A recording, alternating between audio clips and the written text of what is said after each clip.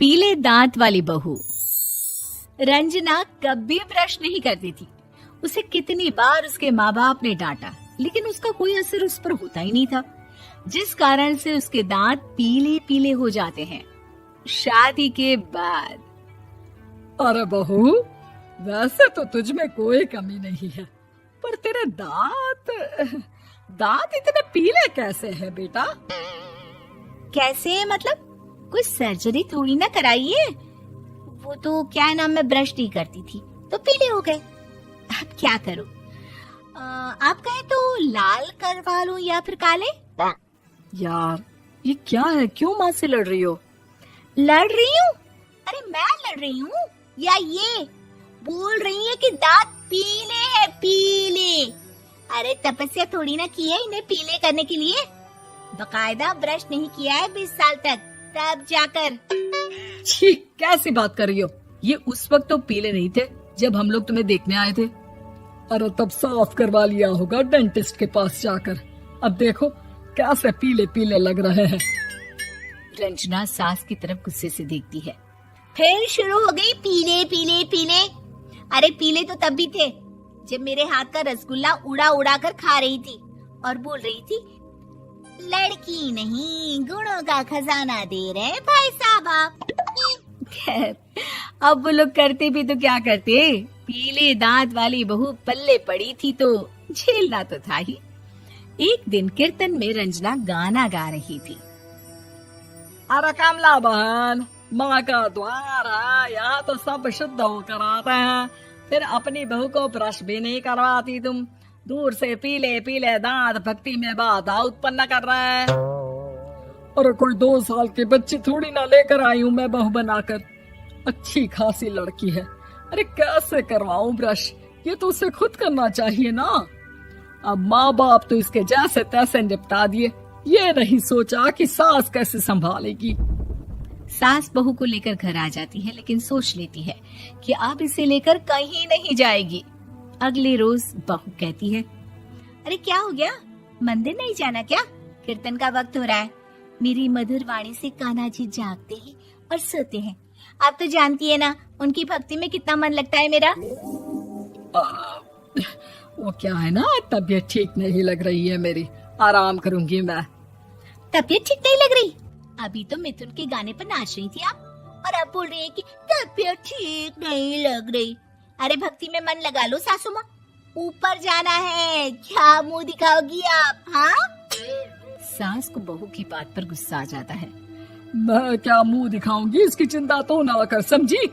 अपने मुंह की चिंता कर, जो ये पीले पीले दांत लेकर हर जगह पहुंच जाती है। पता है लोग कितना मजाक बनाते हैं। ना जी ना, मैं नहीं जाना कहीं तेरे साथ। तो ये बात है। कोई ना, मत जाओ, मैं अपने कमरे में ही बैठकर भक्ति कर लूंगी। ऊपर वाला दांत थोड़ी ना देखता है, मन देखता है, भावना देखता है। और अरे बस बस, तू सब कुछ दिखा, बस ये सफेद चमकदार दांत ना दिखाना किसी को, है? जा यहाँ से। बहू को सास की बात का कोई फर्क नहीं पड़ता, वो तो जैसी थी वैसी ही रह जाती है।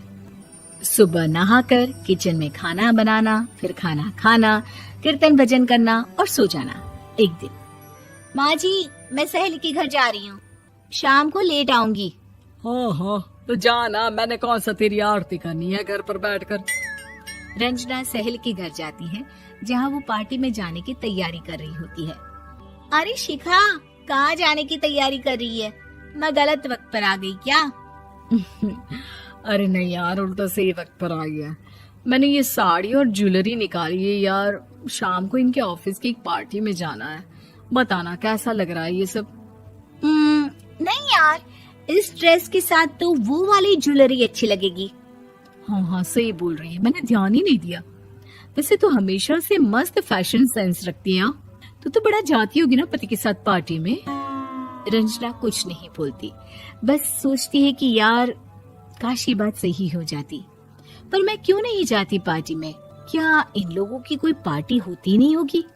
रंजना घर आती है और रात में पति से सवाल करती है, एक बात बताइए, आप मुझे किसी पार्टी में क्यों नहीं ले जाते? क्या आपके यहाँ ऑफिस में पार्टी नहीं होती? पति बेचारा क्या कहता कि दांत पीले हैं तुम्हारे इसलिए।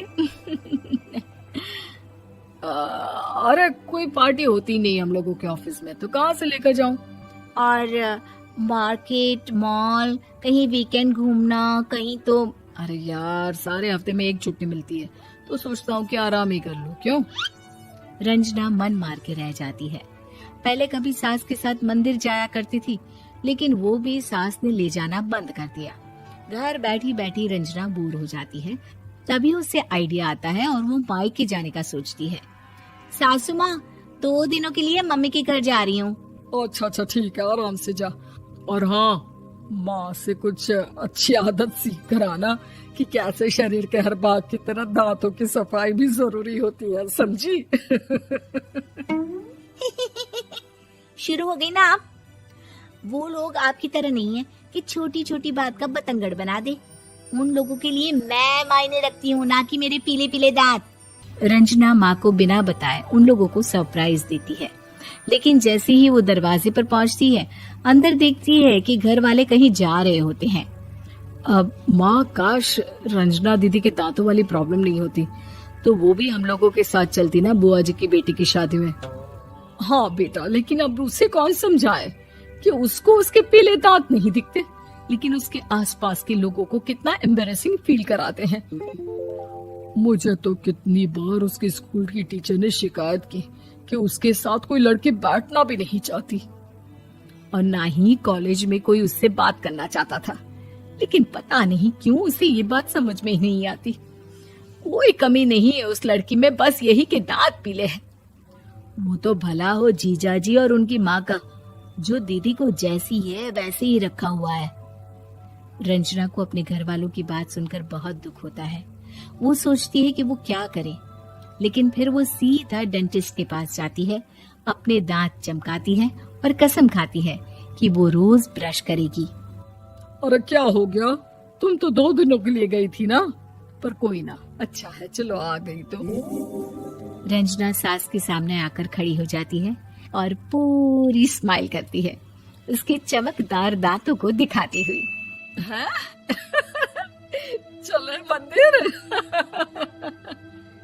माँ, मुझे माफ कर दीजिए, मैंने आप लोगों को बहुत एम्बैरेसिंग फील करवाया। मैं आज से रोज ब्रश करूंगी।